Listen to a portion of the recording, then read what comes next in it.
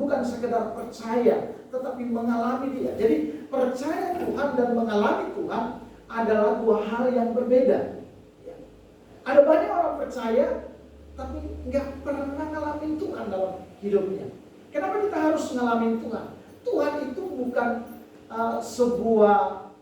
sebuah pribadi yang hanya sekedar menjadi sebuah bentuk atau simbol dari keyakinan kekristenan kita.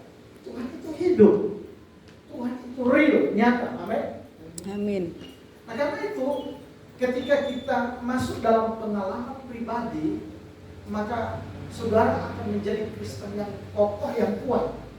Orang yang mengalami pengalaman dengan Tuhan, maka mereka lah yang bisa menjadi saksi Tuhan. Haleluya. Kekristenan itu tidak cukup hanya diceritakan, kekristenan tidak cukup hanya sekedar disaksikan, tapi kekristenan harus dialami, dirasakan. Amin. Nah, ada cerita di dalam Alkitab tentang ada seorang yang bernama Yairus dan perempuan pendarahan.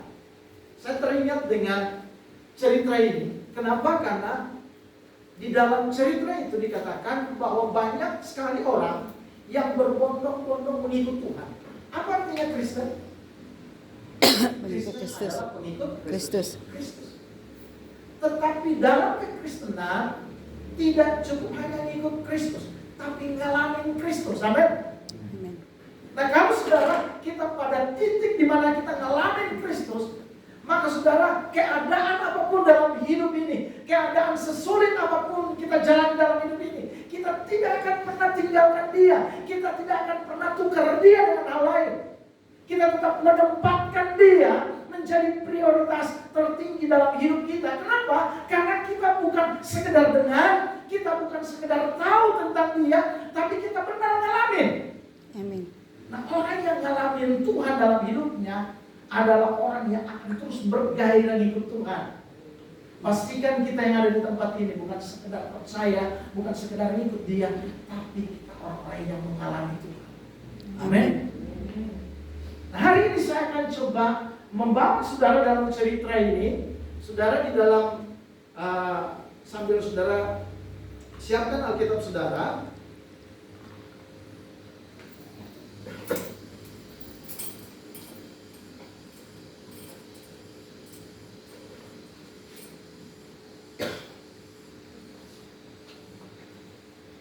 Saudara bisa lihat dalam kitab Markus.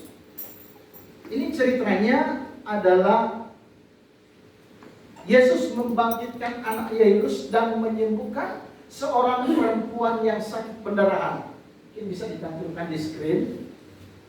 Markus pasal 5 mulai dari ayat yang ke-21 sampai dengan ayatnya yang ke-43. Memang agak panjang.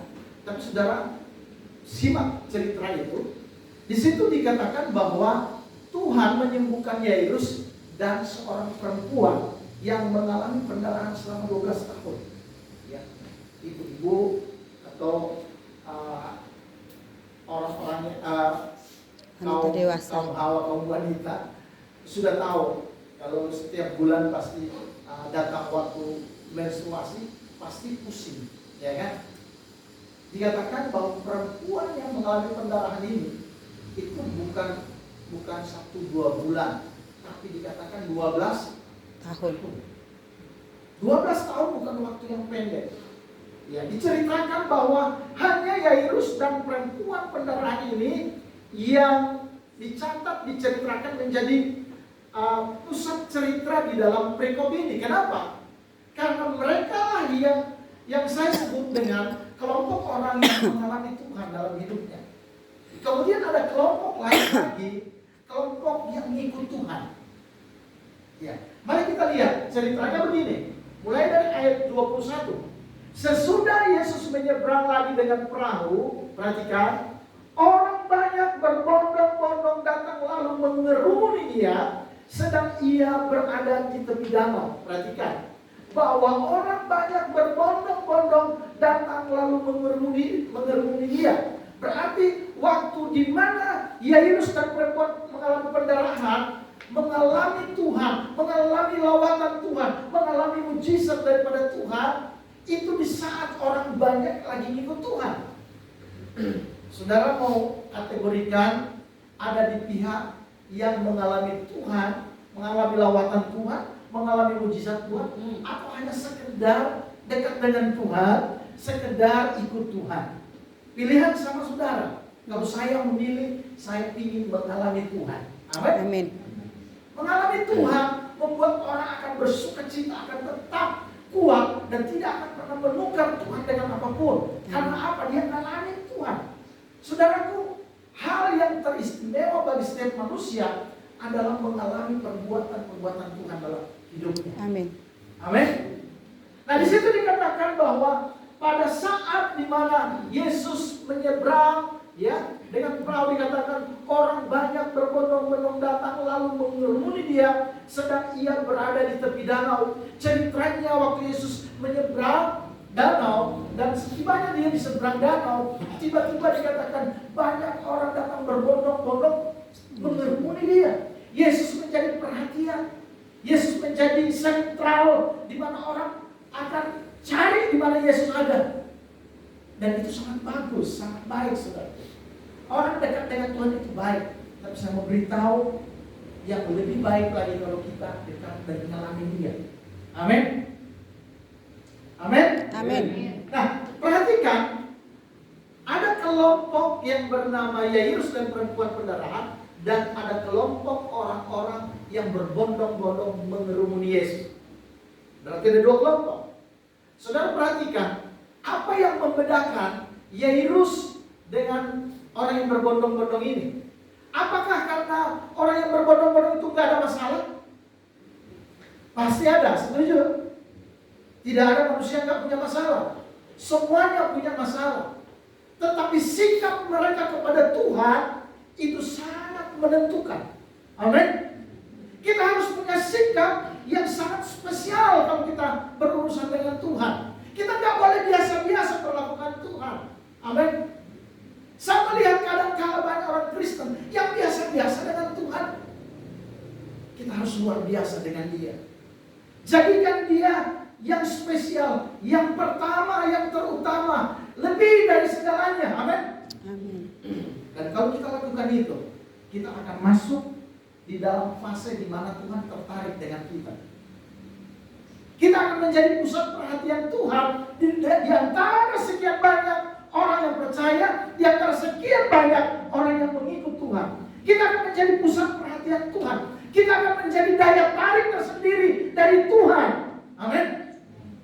Dan kalau Tuhan sudah tertarik dengan kita dengan baik, itu merupakan mujizat terbesar yang bisa kita alami. Itu belum Tuhan lakukan sesuatu. Tuhan tertarik aja dengan kita. Percayalah, nggak ada persoalan, nggak ada masalah yang terlalu sukar bagi Tuhan. Amin. Yang sukar kalau nggak ada Tuhan, masalah kecil jadi besar.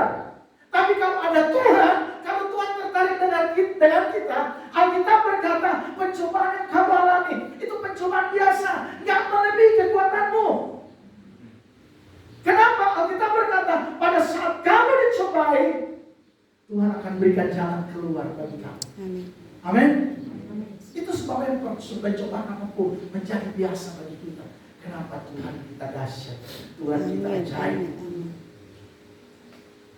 Jangan rendahkan Tuhan, amin, dengan ketidakpercayaan kita. Sewaktu kita kurang percaya Tuhan, kita sedang merendahkan Dia. Sewaktu Petrus berkata, jika engkau Tuhan, suruh aku berjalan di atas air. Apakah Yesus bilang, oh jangan Petrus, saya tak bisa lakukan. Yesus langsung respon, datang. Dan apa yang terjadi? Petrus lompat dari perahu, berjalan di atas air. Apa yang menyebabkan Petrus bisa berjalan di atas air? Perkataan Yesus itulah yang menyebabkan Petrus bisa berjalan di atas air. Ketika Tuhan Yesus berkata, datanglah Petrus, maka Petrus berjalan di atas air karena ada kata datang dari Tuhan. Bukankah firman Tuhan begitu jelas pada kita? Marilah kepadamu semua yang letih dan berbeban berat. Itu firman, itu perkataan Yesus. Tapi sering kali kita takut, kita tak percaya. Kenapa? Kekristenan kita hanya menjadi tradisi. Rugi kita kalau punya Tuhan yang dahsyat, terus kita nggak melayani Tuhan. Amin. Iya. Puluhan tahun saya ikut Tuhan, melayani Tuhan. Sampai saat ini kerinduan saya untuk mengalami perkara-perkara besar itu sangat tinggi. Amin. Salah satu bukti kita dipelihara Tuhan dari keadaan pandemi. Hari ini saya mau beritahu, kita masih bisa beribadah. Itu karena perbuatan tangan Tuhan yang ajaib. Ada orang begitu jaga kesehatannya. Ada banyak orang yang berusaha dengan kekuatannya. Meninggal juga. Bukankah dokter-dokter banyak yang meninggal? Apa yang kurang dari dokter? Saya mau beritahu, mati dan hidup manusia ada di tangan Tuhan. Amin. Kita harus jadikan Yesus adalah satu-satunya, bukan salah satu alasan. Satu-satunya alasan kita hidup hari ini. Amin. Dia satu-satunya alasan, bukan salah satu alasan. Dia satu-satunya alasan yang menyebabkan kita masih hidup hari ini. Karena dia terlalu dahsyat. Dia lebih besar dari apapun juga. Pastikan Anda dan saya memiliki sikap yang spesial di hadapan Tuhan. Sikap kita akan sangat menentukan ketertarikan Tuhan kepada kita. Amin. Mari kita lihat ayat 22. Saudara kalau bisa lihat itu sangat jelas. Dikatakan, datanglah seorang kepala rumah ibadat yang bernama Yairus. Ketika ia melihat Yesus, perhatikan, datanglah seorang kepala rumah ibadat. Siapa yang datang? Kepala rumah ibadat. Pada saat itu, ya, jabatan kepala rumah ibadat itu adalah seorang imam. Amin. Itu jabatan yang sangat dihormati di kalangan Yahudi. Itu jabatan yang sangat-sangat disegani, dihormati di kalangan orang-orang Yahudi. Dan pada saat itu Yesus sedang dimusuhi oleh kaum agamawi, yaitu termasuk mereka Yudaisme yang memusuhi Yesus pada waktu itu. Makanya dikatakan orang ahli Taurat dan orang Farisi, mereka adalah orang-orang beragama yang memusuhi Yesus. Tapi satu orang yang bernama Yairus sikapnya berbeda. Amin. Ketika yang lain yang sepantaran dengan Yairus memusuhi Yesus, mengatakan Yesus itu penyesat, Yairus memiliki sikap yang berbeda. Amin. Dan apa yang berbeda di situ? Saudara perhatikan ayat 22. Datanglah seorang kepala rumah ibadat yang bernama Yairus. Perhatikan, ketika ia melihat Yesus, apa di situ dikatakan? Tersungkurlah ia di depan kakinya. Tersungkur ini bicara merendahkan dirinya di hadapan Tuhan. Kita gak ada apa-apanya di hadapan Tuhan. Amin.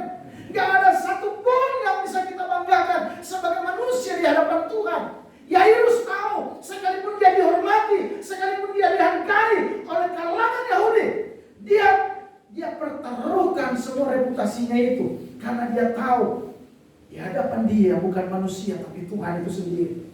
Amin.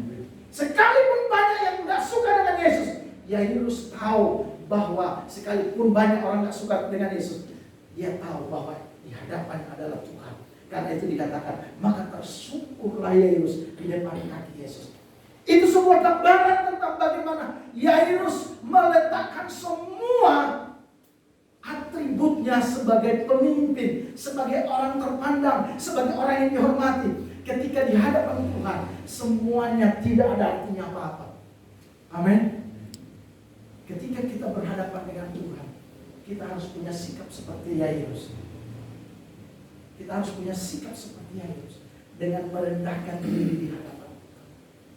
Sikap Yairus pertama yang memberikan daya tarik dari Yairus kepada Yesus adalah kerendahan hatinya. Kerendahan hatinya itu bukan soal ngomong lembut. Berbeda. Ada yang orang ngomongnya lembut, prinsipnya keras. Amin. Ada orang yang ngomongnya tegas, tapi hatinya lembut. Nah, oleh karena itu saudaraku, sikap ini sangat menentukan seseorang berkenan dan memberikan daya tarik tersendiri di hadapan Tuhan. Masalah yang terutama bagi kita sebagai orang Kristen, orang percaya, adalah perkenanan di hadapan Tuhan. Jangan cari perkenanan di hadapan manusia. Cari perkenanan di hadapan Tuhan. Saya anjurkan kepada semua jemaat, fokus kepada Dia. Amin. Manusia nggak bisa nolong kita. Tapi saya mau beritahu, Yesus terlalu sanggup menjadi jawaban bagi kita. Amin. Yesus terlalu sanggup untuk menyembuhkan kita. Yesus terlalu sanggup untuk menjadi jalan keluar bagi kita. Karena apa yang tidak mungkin dilakukan manusia, Dia sanggup melakukannya. Karena Alkitab berkata, bagi Dialah yang dapat melakukan jauh lebih banyak dari yang kita pikirkan. Bayangin aja, Yesus sanggup melakukan jauh lebih banyak dari yang kita pikirkan. Dia melampaui apapun menjadi kerinduan kita. Dia terlalu sanggup.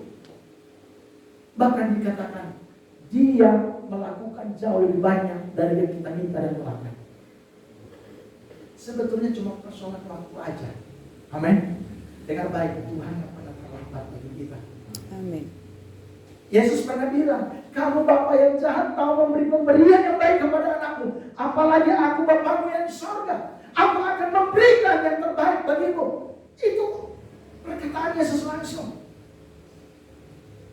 Yang sering kali bermasalah itu dari pihak kita, bukan dari pihak Tuhan. Seringkali kita berubah dari sikap seperti Yairus menjadi sikap seperti orang yang berkerumun ikut Tuhan. Kita memiliki iman yang rata-rata. Kita harus punya iman di atas rata-rata. Amin. Yairus memiliki iman yang di atas rata-rata, sehingga sikapnya berbeda di hadapan Yesus. Dia tersungkur. Kemudian perhatikan, tidak sekedar tersungkur, dikatakan ayat 23. Dan memohon dengan sangat kepadanya. Yairus ternyata tidak sekedar merendahkan hati. Dia punya iman. Oleh karena dia punya iman, dia bermohon dengan sangat. Permohonan dengan sangat inilah yang penting bagi kita hari-hari ini. Jangan jemu-jemu berdoa. Amin. Terkadang mungkin orang di sekelilingmu udah mulai mempengaruhimu. Mereka bilang, udahlah gak usah penetik, udahlah gak usah jadi orang yang apa-apa doa. Dengan baik. Yesus pernah berkata, karena barang siapa yang meminta kepadanya akan diberikan. Yakobus berkata, mereka bertengkar, mereka gak menerima apa-apa. Karena mereka salah berdoa, dan kemudian mereka tidak berdoa.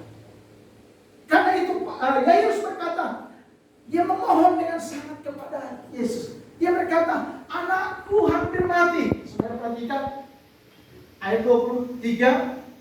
Anakku perempuan sedang sakit hampir mati.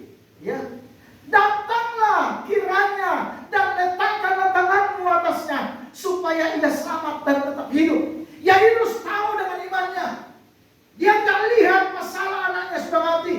Yairus melihat Yesus sanggup melakukannya. Seringkali mata kita tertuju kepada permasalahan kita. Kita tidak tertuju kepada Yesus yang terlalu sanggup membebaskan kita dari setiap masalah kita.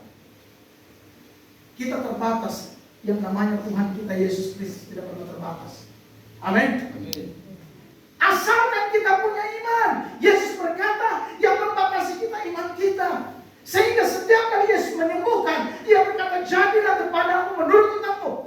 Iman kita adalah dasar dari pengharapan. Kalau kita nggak punya iman, makanya seringkali kita seperti orang nggak punya pengharapan. Kita lihat masalahnya susah, kita lihat masalahnya besar, kayaknya tembok aja di depan kita. Kenapa? Karena kita nggak punya iman.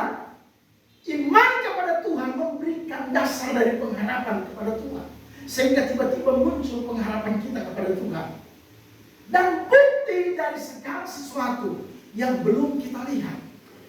Wow, kekristenan kita harus benar-benar berbeda dengan kebanyakan orang yang berkerumun sekedar dekat dengan Tuhan. Kita harus punya iman seperti Yesus.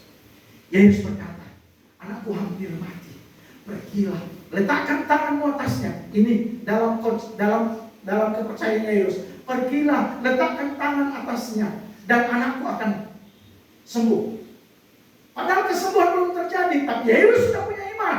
Dia percaya kalau Yesus menjamah anaknya, maka anaknya pasti sembuh.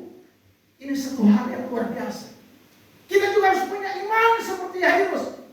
Mungkin yang kita hadapi bukan sakit penyakit, bukan kematian, tapi hal-hal mungkin dalam segala aspek dalam hidup kita dengan baik. Yesus bukan sekedar penyembuh, Dia Tuhan, amin. Amin. Kalau bicara Tuhan, berarti Dia sanggup melakukan apapun yang manusia tidak sanggup lakukan. Dia terlalu sanggup. Karena itu Yairus tahu. Dia berkata, pergilah letakkan tanganmu atas anakku, dan anakku pasti sembuh. Amin. Selamat dan tetap hidup. Perhatikan, sikap Yairus menjadi daya tarik tersendiri dari Yairus kepada Tuhan. Tuhan tertarik dengan Yairus di antara sekian banyak orang yang berkerumun. Semua beritahu, jadilah orang percaya yang sangat menarik perhatian Tuhan. Amin. Kita punya masalah semua sama. Amin. Yairus dan orang banyak berkerumun, pasti semuanya punya masalah. Tapi kenapa Yairus sepertinya jadi bintang, jadi aktor utamanya? Karena dia punya iman. Dia punya sikap yang berbeda. Sikap kerendahan hati dan memohon dengan sangat. Itu bicara tentang doa dan punya iman yang kokoh. Itu yang membedakan Yairus dengan kebanyakan orang. Ayat 24 perhatikan. Mari kita baca bersama-sama ayat 24. Lalu pergilah Yesus dengan orang itu. Siapa orang itu? Yairus. Apakah sebelumnya ada janji dengan Yairus? Ternyata Yairus tampil beda. Semua beritahu, kalau kita menjadi orang percaya yang terbaik di antara banyak orang percaya, maka Tuhan akan tertuju kepada kita. Amin. Amin. Yang sering kali bermasalah dari pihak kita, kita menjadi orang yang biasa-biasa aja. Ada seorang yang bernama John Knox. Dia seorang hamba Tuhan yang sangat-sangat ekstrim. Ekstrimnya begini, sampai doanya itu karena dia punya iman yang luar biasa. Dia berdiri di satu kota dan dia berkata dalam doanya, Tuhan, menangkan kota ini, atau kalau tidak saya yang mati. Dia begitu percaya. Saudara tahu kota itu dimenangkan mengalami lawatan Tuhan karena doa seorang yang luar biasa. Sehingga sampai dibuat patung John Knox untuk setiap kali orang mau lihat patung itu ingat terhadap imannya yang agak ekstrim. Dia begitu percaya bahwa tidak ada yang mustahil bagi Tuhan. Kita berada di tebakan, kita percaya daerah ini juga akan dimenangkan oleh Tuhan. Amin. Amin.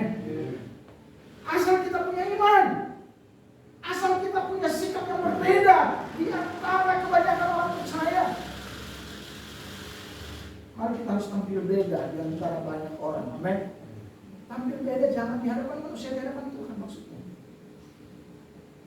Maka dikatakan ayat 24, lalu pergilah Yesus dengan orang itu. Perhatikan, Yesus tidak ada agenda sebelumnya dengan Yairus. Tetapi dikatakan, pergilah Yesus dengan orang itu. Karena sikap Yairus menarik perhatian Tuhan. Amin. Hati-hati dengan sikap kita. Hati-hati dengan cara berbicara kita. Hati-hati dengan cara berpikir kita. Karena itu akan menentukan sikap kita di hadapan Tuhan. Dan sikap kita di hadapan Tuhan akan sangat menentukan daya tarik kita di hadapan Tuhan. Maka dikatakan Yesus yang gak ada rencana, yang gak ada agenda khusus dengan Yesus, tiba-tiba di antara sekian banyak orang berkerumun dengan Yesus, maka dikatakan Yesus pergi bersama dengan Yesus. Kira-kira saudara bayangkan waktu saya membaca ayat ini, waktu Yesus pergi bersama dengan orang ini, yaitu Yairus, kira-kira apa yang ada di pikiran Yairus? Hatinya sangat senang karena dia percaya seperti iman. Kalau Yesus sampai di rumah saya, nggak peduli anak saya sudah mati, pasti Yesus sanggup membangkitkan dia. Amin. Kalau mata Yesus sudah tertuju kepada kita dengan baik, dan perhatian sudah tertuju kepada kita karena sikap kita yang berbeda di antara kebanyakan orang percaya, maka itulah mujizat pertama yang akan kita alami. Haleluya. Tuhan tak pernah berbohong. Mari kita uji dia. Karena Yesus berkata, ujilah aku, kata Tuhan. Sebetulnya kita tak perlu uji Tuhan kalau kita percaya. Tapi Tuhan nantang untuk supaya kita benar-benar, ya. Tapi jangan sampai kita menjadi pencoba-pencobai Tuhan, ya. Seperti iblis yang membawa Yesus ke atas hubungan baik Allah. Iblis kasih firman, ada tertulis mengenai hal bahwa Tuhan akan memerintahkan para malaikatnya untuk menatang kakimu agar kakimu jangan terangkut pada batu. Kemudian iblis bilang, silakan lompat untuk membuktikan firman. Jangan sampai ada di pikiran kita, Tuhan firman begini Tuhan, buktikan dong. Nggak boleh seperti itu. Amin. Yesus nggak perlu diuji, sekalipun dia berkata ujilah. Kenapa? Karena kita terlalu percaya. Amin. Percayakan hidup kita kepada Tuhan, sama seperti Yairus mempercayakan semua permasalahannya kepada Yesus. Dan akhirnya Yesus pergi bersama dengan Yairus.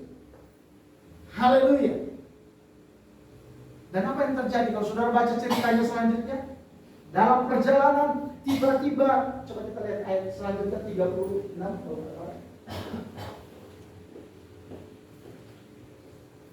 Terima kasih. Ayat 35. Ketika Yesus masih berbicara, datanglah orang dari keluarga kepala rumah ibadat dan berkata, anakmu sudah mati. Apa perlunya lagi engkau menyusahkan guru? Perhatikan. Kalau orang melihat Yesus itu seperti pribadi yang biasa, kita nggak boleh seperti kebanyakan orang melihat Yesus. Orang sangka, dia kan nabi biasa. Dia kan cuma manusia yang dijadikan Tuhan. No, dia adalah Tuhan. Amin. Keluarga dari Yairus, saudaraku, lari menjumpai Yairus dan Tuhan Yesus waktu mereka akan pergi ke rumah Yairus. Dan di tengah perjalanan dicegat, dikatakan oleh keluarga Yairus, anakmu apa? Sudah mati. Apa perlunya lagi engkau menyusahkan siapa? Guru. Dia melihat Yesus itu cuma guru. Hati-hati. Yesus bukan guru. Dia Tuhan. Amin. Memang betul dia mengajar seperti kebanyakan guru. Memang betul dia menyampaikan pesan-pesan seperti banyak nabi. Memang betul dia melayani seperti para rasul. Tetapi lebih daripada itu, dia adalah Tuhan itu sendiri. Lebih daripada guru, lebih daripada nabi, lebih daripada rasul. Dia adalah juru selamat kita. Amin. Amin. Mereka hanya melihat Yesus sebagai guru. Sehingga dia berkata, nggak usah susah-susahin Yesus. Guru, anakmu sudah mati. Dia mau bilang begini, percuma, anakmu sudah mati. Nggak ada harapan lagi dengan baik. Seringkali orang putus pengharapan itu menggambarkan cara pandang dia kepada Yesus. Kalau kita bilang Yesus itu hanya guru, maka kita nggak akan percaya Tuhan sanggup menolong kita. Dia Tuhan, amin. Amin. Dia Tuhan. Kemudian apa ayat 36? Kita baca 1, 2, 3. Tetapi Yesus Tidak menghiraukan perkataan mereka dan di sini saudaranya Yairus. Karena Tuhan tidak menghiraukan. Itu kata-kata nggak berbobot. Lebih membesarkan masalah daripada Tuhan. Anakmu sudah mati. Apalagi gunanya kamu nyusah-nyusahin guru. Yesus adalah Tuhan, diturunin jadi guru. Seringkali cara berpikir kita seperti itu. Seringkali kita besarkan masalah kita. Dalam waktu bersamaan kita turunkan Tuhan. Sepertinya Tuhan itu nggak sanggup.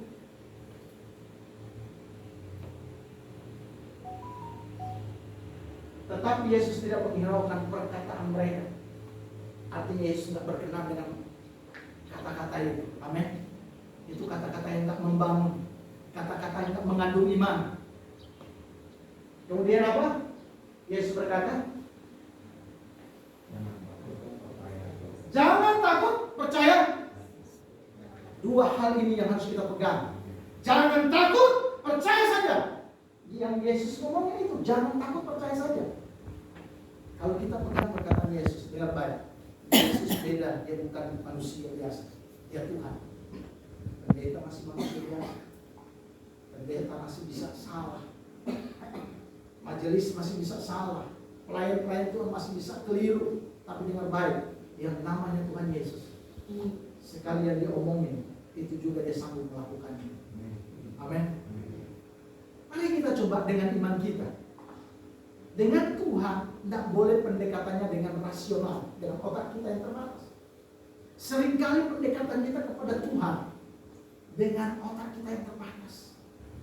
Maka bukan iman yang keluar, tapi kekhawatiran yang keluar. Kita mulai melihat masalah kita lebih besar dari Tuhan kita. Dan itu sudah terbukti pada saat pandemi. Saya mau beritahu, padahal dari zaman Tuhan Yesus ada di dalam dunia, 2000 tahun yang lalu, Tuhan sudah beritakan akan ada penyakit sampar yang mematikan. Tapi Tuhan katakan, jangan takut. Banyak yang menjadi takut. Dan ketakutan manusia itulah yang menimpa manusia. Karena ketakutan adalah bagian iman dari sisi negatif. Kekhawatiran, ketakutan adalah iman dari sisi negatif. Maka jangan heran Ayub berkata, justru apa yang aku takutkan dan khawatirkan, itulah yang mendatangi dan menimpa. Kenapa bisa terjadi? Karena kekhawatiran, ketakutan itu adalah iman dari sisi negatif. Amin. Kita harus punya iman yang positif. Iman yang positif tertuju kepada Tuhan Yesus. Amin. Jangan takut, percaya saja. Itu iman yang positif. Karena itu perkataan Yesus. Dia tenangkan Yairus. Lalu Yesus tidak memperbolehkan seorang pun ikut serta. Perhatikan. Kenapa Yesus tidak memperbolehkan seorang pun ikut serta? Yesus tidak mau bawa orang tidak beriman untuk ikut Tuhan, untuk melihat mujizat bersama Yesus. Kita butuh iman, percaya kepada Dia. Amin. Jangan seperti keluarganya Yairus. Yang bilang, apa gunanya kamu nyusahin guru? Anakmu sudah mati. Yesus bilang apa? Jangan takut, percaya saja. Makanya Yesus tidak memperkenankan seorang pun ikut dengan dia, kecuali Yairus dan beberapa murid. Sudah perhatikan. Lalu Yesus tidak memperbolehkan seorang pun ikut serta kecuali Petrus, Yakobus dan saudara Yakobus. Mereka tiba di rumah kepala rumah ibadat dan di sana dilihatnya orang-orang ribut menangis. Amin. Kemudian dikatakan, mereka tiba di rumah kepala rumah ibadat dan di sana dilihatnya orang-orang ribut menangis dan meratap dengan suara nyaring. Yaitu manusiawi. Ya, tapi bagi orang yang beriman itu terlalu lebay. Ya. Terlalu overacting. Ya. Orang yang gak hidup oleh iman terkadang terlalu overacting dalam kekhawatiran, ketakutannya. Bahkan seperti kayak orang yang apa, saudara? Fobia. Ya. Tahu saudara orang fobia ya? Orang yang takut ketinggian, orang yang takut dengan tempat yang sempit. Kayaknya udah mau mati dia kalau di tempat yang sempit. Kalau di ketinggian dia kayak mau nyawanya. Nah seperti itu yang seringkali terjadi dengan orang-orang yang tak punya iman. Masalah yang seharusnya ada jalan keluarnya akan menjadi masalah yang begitu besar, akan menjadi tembok yang begitu besar bagi orang yang tak punya iman. Tetapi bagi orang yang mulai memandang Yesus, memiliki sikap yang berbeda dengan imannya, maka Yesus bilang itu pencobaan yang biasa. Amin. Karena pada saat kamu dicobai, aku akan berikan kamu jalan keluar. Ingat, yang janji ini Tuhan. Amin. Makanya saudaraku, apa yang terjadi waktu Yesus masuk bersama murid-muridnya, banyak orang menangis. Kenapa mereka menangis? Anaknya sudah mati. Perhatikan. Kemudian ayat 40, ayat 39, Yesus berkata begini. Sesudah ia masuk, ia berkata kepada orang-orang itu, mengapa kamu ribut dan menangis? Yesus bertanya, anak ini tidak mati tetapi saya mau beritahu, anaknya mati atau tidur? Mati. Sesungguhnya mati. Anaknya itu benar mati. Realitasnya itu mati. Tetapi iman berbeda. Realitas iman dengan realitas yang natural itu berbeda. Waktu orang menangis, mereka nggak salah, anaknya mati nggak bernafas. Yesus bertanya, perhatikan. Yesus melihat segala sesuatu. Itu mengajarkan kepada kita cara kita melihat setiap masalah. Amin. Waktu Yesus melihat orang mati, Yesus bilang dia nggak mati, dia tidur. Tapi seringkali cara kita memandang berbeda dengan Yesus memandang. Masalah kecil sama seperti saudara pakai kaca pembesar. Maka apa yang terjadi? Saudara akan melihat yang kecil aja virus jadi kayak besar. Tetapi ketika saudara pakai kacamata iman, maka yang besar pun jadi kecil. Amin. Kenapa? Yang besar adalah Yesus. Sudah perhatikan, tetapi mereka menertawakan dia. Orang yang gak punya iman, orang dunia kecenderungan ngetawain orang yang sungguh-sungguh dengan Tuhan. Ayo, coba buktikan deh. Pasti ada temanmu yang pertama kali bereaksi. Dia pendeta aja, setiap minggu aktif banget dia. Dah lah, gak usah seperti itulah. Hidup normal-normal aja lah. Seperti itu yang kita akan alami sewaktu kita sungguh-sungguh dengan Tuhan. Mereka menertawakan siapa? Mereka menertawakan Yesus. Coba bayangkan, orang yang punya iman menganggap orang yang sungguh-sungguh dalam Tuhan itu aneh. Kita harus punya kacamata yang berbeda, amin. Justru mereka yang aneh, amin. Orang zaman gini, orang gak sungguh-sungguh dengan Tuhan, itu aneh, amin. Zaman gini orang gak cari Tuhan sungguh-sungguh, itu aneh, ya. Saya mau beritahu, bagi kita ini zamannya untuk kita melihat kebesaran Tuhan dinyatakan. Jangan coba-coba menertawakan cara Tuhan bekerja dalam hidup kita. Siapa yang pernah menertawakan? Waktu Tuhan berjanji dari keturunanmu. Sarah. Sarah ketawa. Yesus apa? Tuhan ini bercanda. Gua udah nggak haid masa dari keturunanmu. Dari mana ceritanya? Sarah nertawain janji Tuhan. Dengar baik, janji Tuhan nggak bisa dibatasi dengan masalah kita. Nggak ada yang bisa batasi Tuhan bekerja. Dia terlalu kuat, dia terlalu sanggup membuat apa yang tidak mungkin menjadi mungkin. Itu Tuhan kita. Haleluya. Amin. Lihat, mereka menertawakan dia. Maka diusirnya. Jangan sampai Tuhan usir kita karena kita gak punya iman. Orang gak punya iman kecenderungan nyeledekin orang yang punya iman. Apa-apa puasa, apa-apa doa, apa-apa baca firman, emang duit turun dari langit. Saudara menantang Tuhan namanya. Jangankan duit, matahari yang gak ada Tuhan bilang jadi, semuanya jadi. Amin. Saya mau beritahu, apalagi cuma masalah kita yang sangat kecil. Hanya kacamata ketidakberimanan kita lah yang melihat masalah kecil jadi besar. Dan kemudian waktu kita lihat Tuhan yang besar menjadi kecil. Sehingga yang kita lihat hanya masalah kita.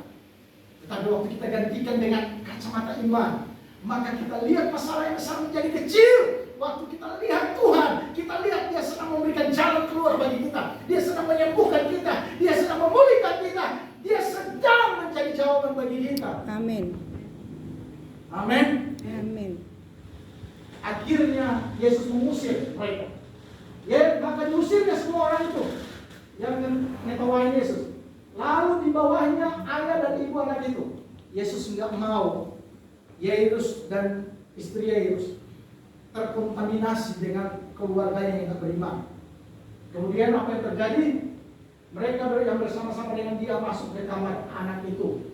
Ayat 21, Perhatikan, anaknya tadi sudah mati kan?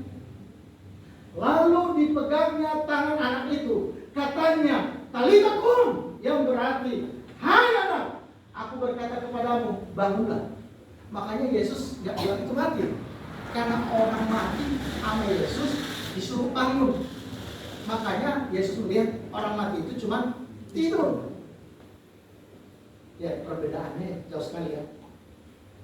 Makanya jangan heran kalau cara pandang kita nggak seperti cara pandang Kristus.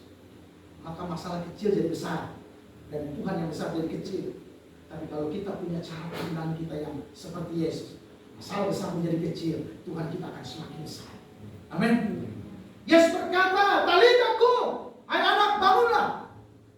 Dan hitungan beberapa detik kemudian anak itu bangun. Yang tadinya sudah mati. Luar biasa. Saya mau beritahu. Inilah bukti Yesus itu dahsyat. Amin. Dia bukan guru. Memang betul dia ngajar seperti guru-guru yang lain. Memang betul dia menyampaikan pesan-pesan Tuhan seperti para nabi. Memang betul dia melayani seperti para rasul. Tapi dia di atas segalanya. Amin. Dia Tuhan. Itu sebabnya apa yang Yesus katakan, percaya saja. Jangan takut. Ingat, jangan takut dan percaya saja. Maka selesailah masalahnya Yairus. Anaknya sudah bangun, kalau sudah baca, ya.